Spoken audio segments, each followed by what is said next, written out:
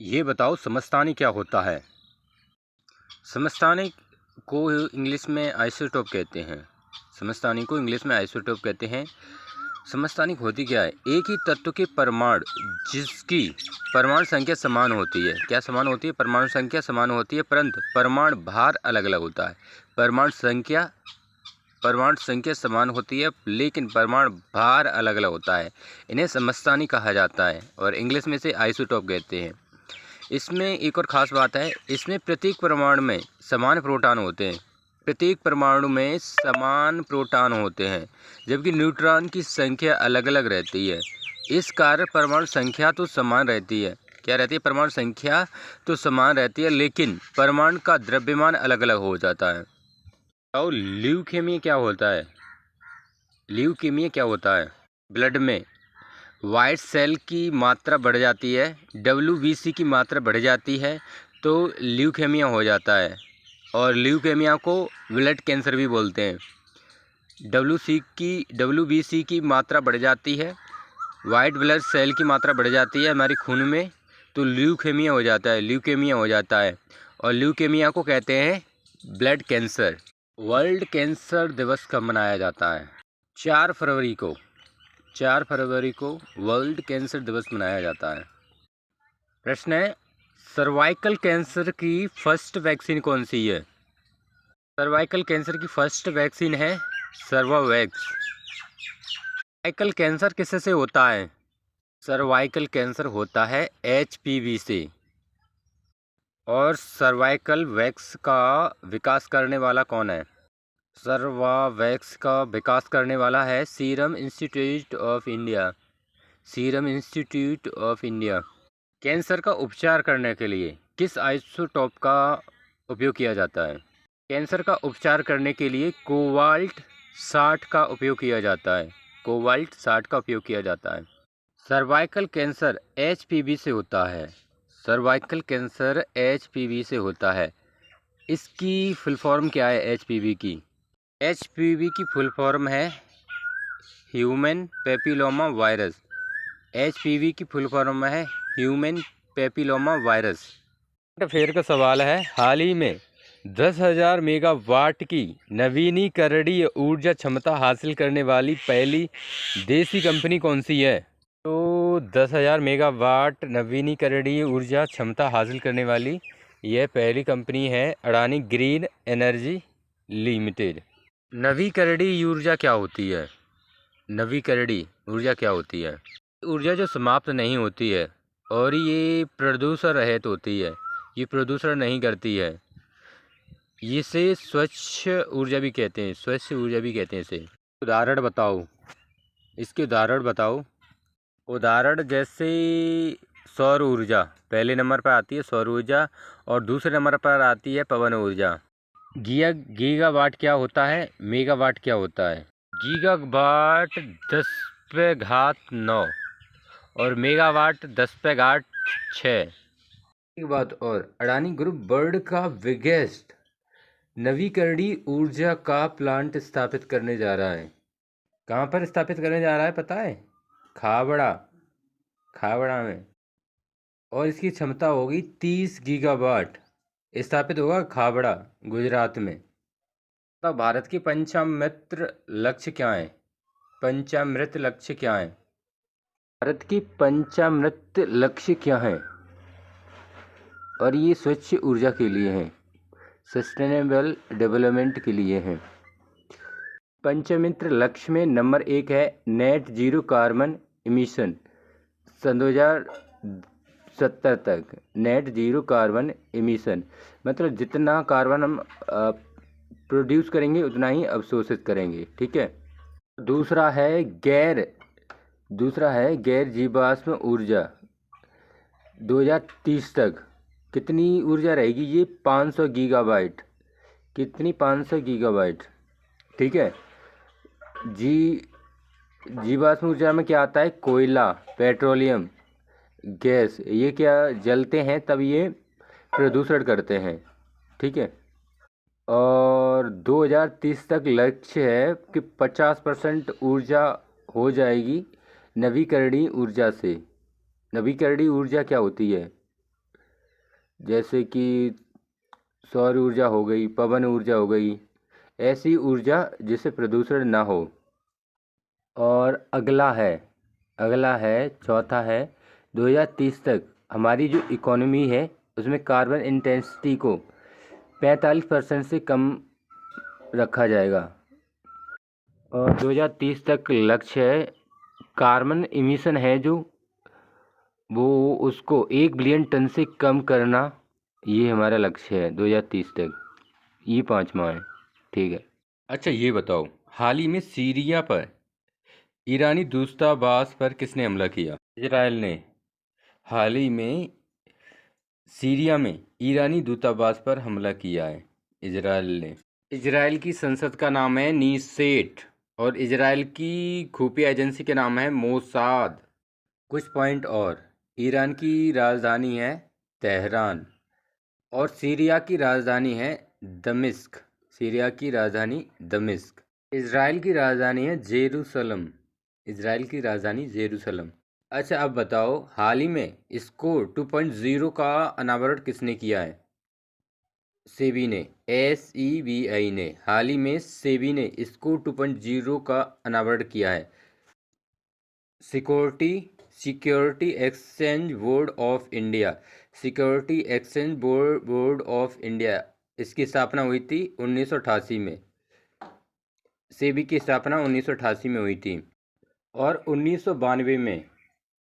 1992 में यह विधिक बॉडी बनती है, लीगल बॉडी बनती है। सेबी का मुख्यालय मुंबई में है। सेबी का मुख्यालय मुंबई में है और इसकी हेड है माधवीपुरी।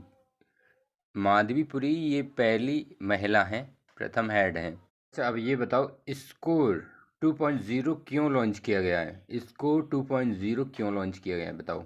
सेबी ने स्कोर 2.0 क्यों लॉन्च किया? सेबी ने स्कोर 2.0 इसलिए लॉन्च किया कि निवेशकों की जो शिकायत थी उनके निवारण के लिए ये ऑनलाइन पोर्टल लॉन्च किया है। 21 दिन में शिकायत का निवारण मिलेगा, इसे लॉन्च किया है सेबी ने। यूजीसी ने अभी कौन सा पोर्टल लॉन्च किया है? यूजीसी ने यानी यूनी ग्रांट कमीशन ने लॉन्च किया है शेरनी पोर्टल लॉन्च किया है। इलेक्टोरल बॉन्ड SBI से मिलते थे, अभी इलेक्टोरल बॉन्ड का लफड़ा चला है ना, तो ये पता कर लो SBI से मिलते थे। ये इलेक्टोरल बॉन्ड SBI से मिलते थे। RBI की स्थापना कब होती है? RBI की स्थापना कब हुई? 1 अप्रैल 1935 यंगस्टन की सिफारिश पर 1 अप्रैल 1935 को। सारथी ऐप लॉन्च किया है सेबी ने। Security exchange board of India ने लॉन्च किया है सारथी ऐप। अब ये बताओ, यूजीसी ने यानी यूनी ग्रांट कमीशन ने क्या लॉन्च किया है? यूजीसी यानी यूनी ग्रांट कमीशन ने शेरनी पोर्टल लॉन्च किया है। ये बताओ, उद्गम पोर्टल किसने लॉन्च किया है और क्यों? उद्गम पोर्टल लॉन्च किया है RBI ने और लावारिस धन का पता लगाने के लिए उद्गम पोर्टल लॉन्च किया है RBI ने। सी विजिल ऐप किसने लॉन्च किया है? Election commission board of India ने लॉन्च किया है C vigil app. Code of conduct का उल्लंघन होता है तो आप सी विजिल ऐप को विजिट करिएगा, वहाँ पर शिकायत करिएगा। अच्छा ये बताओ, सक्षम ऐप किसने लॉन्च किया है? दिव्यांगों के लिए सक्षम ऐप ECI ने लॉन्च किया है। Election commission board of India ने लॉन्च किया है। Election commission board of India ने एक और ऐप लॉन्च किया है जिसका नाम है इनकोर। स्वागतम ऐप सुप्रीम कोर्ट ने E-एंट्री के लिए लॉन्च किया है। स्वागतम ऐप SC ने E-एंट्री के लिए लॉन्च किया है। E-साक्षी ऐप लॉन्च किया है MPLADS ने, प्रशासन के लिए लॉन्च किया है E-साक्षी ऐप। किसने लॉन्च किया है? MPLADS ने। ECI की स्थापना कब हुई? ईसीआई की स्थापना हुई 25 जनवरी 1950 को। 25 जनवरी को हम वोटर्स डे मनाते हैं। 25 जनवरी को हम वोटर्स डे मनाते हैं। निर्वाचन आयोग के बारे में 324 से 329 आर्टिकल हैं। 324 से लेकर 329 तक आर्टिकल है इलेक्शन कमीशन के बारे में। इलेक्शन कमीशन के पहले चीफ कौन थे? इलेक्शन कमीशन के पहले चीफ कौन थे? इलेक्शन कमीशन के पहले चीफ यानी सीईसी सुकुमार थे।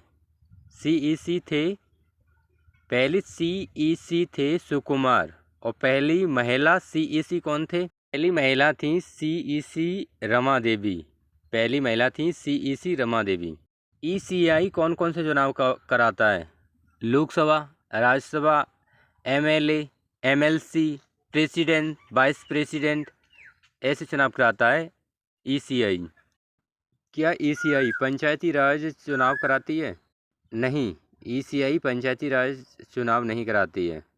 19 अप्रैल से 7 चरणों में हमारे आम चुनाव होने वाले हैं। 19 अप्रैल से 7 चरणों में आम चुनाव होने वाले हैं। 4 जून को रिजल्ट आने वाला है। 4 जून को काउंटिंग होने वाली है। युवाओं को वोट डालने के लिए प्रेरित करने के लिए एक यूथ आइकन है। तो यूथ आइकन किससे नियुक्त किया गया है? आयुष्मान खुराना को। दिव्यांगों के लिए कौन आइकन बनाया गया है? दिव्यांगों के लिए शीतल देवी को आइकन बनाया गया है, जो कि एक खिलाड़ी हैं। शीतल देवी तीरंदाजी करती हैं, तीर चलाती हैं।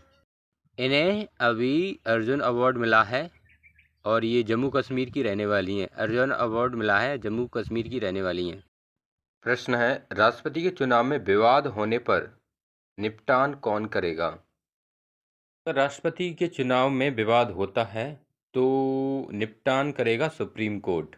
राष्ट्रपति के चुनाव में भाग कौन लेता है और यह किस अनुच्छेद में लिखा है? राष्ट्रपति के चुनाव में भाग लेते हैं निर्वाचित मंडल भाग लेते हैं राष्ट्रपति के चुनाव में, और यह अनुच्छेद 54 में है। और आर्टिकल 54 में लिखा है इसमें शामिल होंगे इलेक्टेड एमपी और इलेक्टेड एमएलए। कौन शामिल होंगे? इलेक्टेड एमपी और इलेक्टेड एमएलए। किसके अनुसार? आर्टिकल 54 के अनुसार। और आर्टिकल 55 में लिखा है इसका चुनाव होगा एकल संक्रमणीय मत पद्धति से। राष्ट्रपति का चुनाव होगा एकल संक्रमणीय मत पद्धति से, आर्टिकल 55 के अनुसार। प्रश्न है, पंचायतों के लिए राज्य निर्वाचन आयोग का उल्लेख संविधान के किस अनुच्छेद में है? पंचायतों के लिए राज्य निर्वाचन आयोग का उल्लेख संविधान के किस अनुच्छेद में है? पंचायतों के लिए राज्य निर्वाचन आयोग का उल्लेख संविधान के 243 के में दिया गया है, 243 के में दिया गया है। पंचायतों के लिए राज्य निर्वाचन आयोग होता है, election commission board of India नहीं होता। पहले थी मतदान की उम्र 21 वर्ष, अब है 18 वर्ष। ये किस संविधान संशोधन के द्वारा हुई? वोट डालने की उम्र थी 21 साल।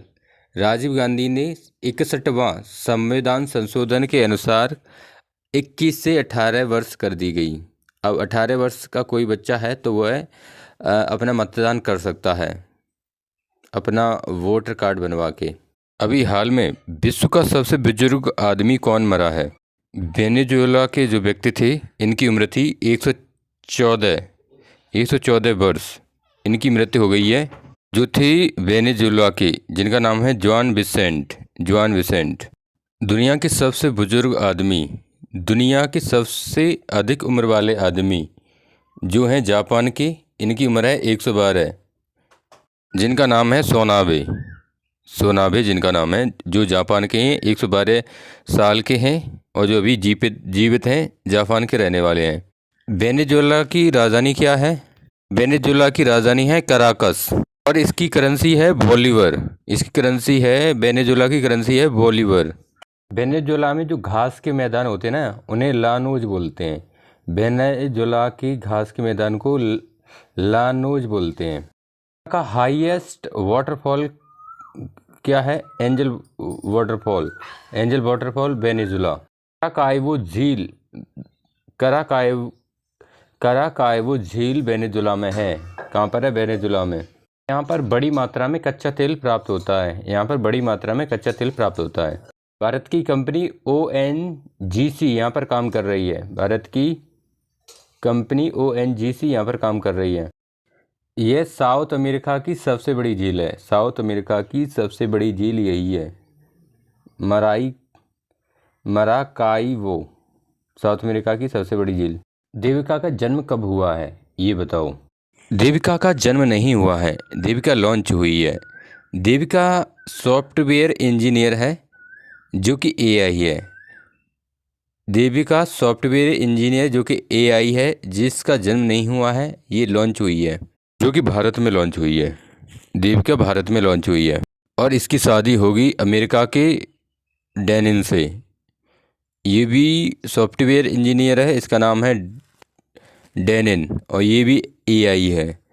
उसने, अमेरिका ने लॉन्च किया डेनिन को, सॉफ्टवेयर इंजीनियर AI को, और हमने लॉन्च कर दिया देविका को सॉफ्टवेयर इंजीनियर है, AI है। भारत की पहली क्षेत्रीय AI न्यूज़ एंकर लीसा। भारत की पहली क्षेत्रीय AI न्यूज़ एंकर लीसा। अच्छा, ये बताओ भारत का पहला AI स्कूल कहाँ पर है? भारत का पहला AI स्कूल है केरल में। प्रश्न है, हाल ही में दुनिया के पहले डाक टिकट कॉपर टिकट के 250वें स्थापना वर्ष का समारोह कहाँ मनाया गया?